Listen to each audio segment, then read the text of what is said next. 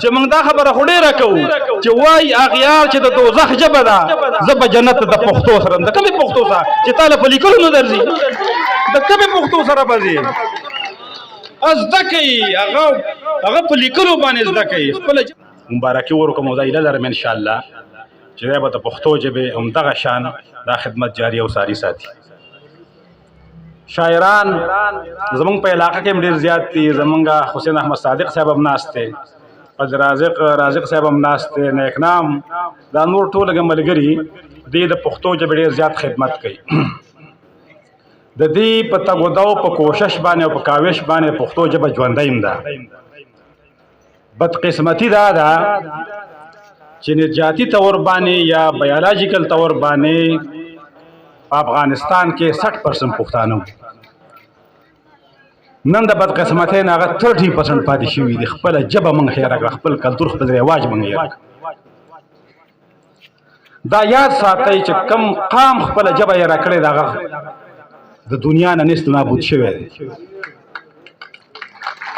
زه ځکه دوی ته د قدر په نظر باندې ګورم چې دوی د خپلې ژبې خدمت کوي نن وخت داسې راغلی چې زموږ ماشومانو له خپله ژبه په لیکلو نه ورځي خپله ژبه موږ له په لیکلو نه راځي دا موږ په ټوله دنیا کې واحد قوم بدقسمت دی چې موږ له خپله ژبه په لیکلو نه راځي بیا د پښتو ژبې سره زمونږ پښتو زمونږ دین زمونږ غیرت دا اوس تړلی شوی دی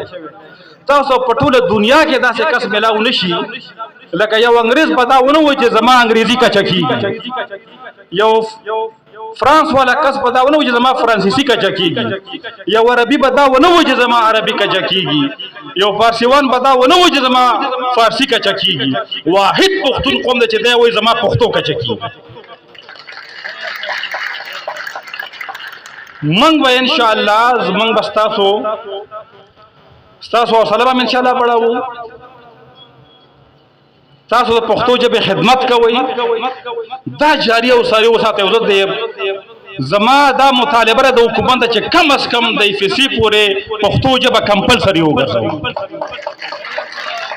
زما مور او پلار ته نیا نیکونو ته دا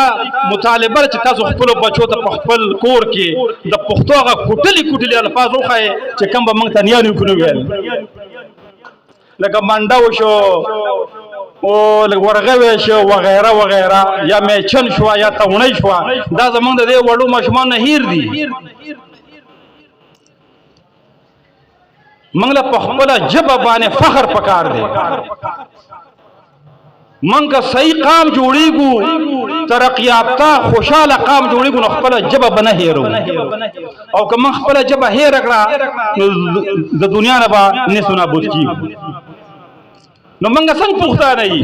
چې موږ دا خبره خو ډېره کوو چې وایي اغیار چې د دوزخ ژبه ده زه به جنت د پښتو سره د کومې پښتو سره چې تا له په لیکلو نه درځي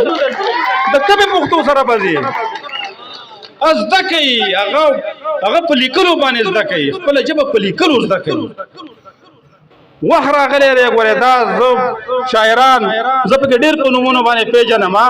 دا د خپلې پښتو ژبې خدمت کوي دې له به انشاءالله موږ حوصله بړاوو بار به ولې انشاءالله بړاوو زما دا 2-3 جملې د پښتو ژبې کې حالانکه مله ډېر څه راځي خو بهر اوس به پرېږدم دا تاسو خبرې واورېدې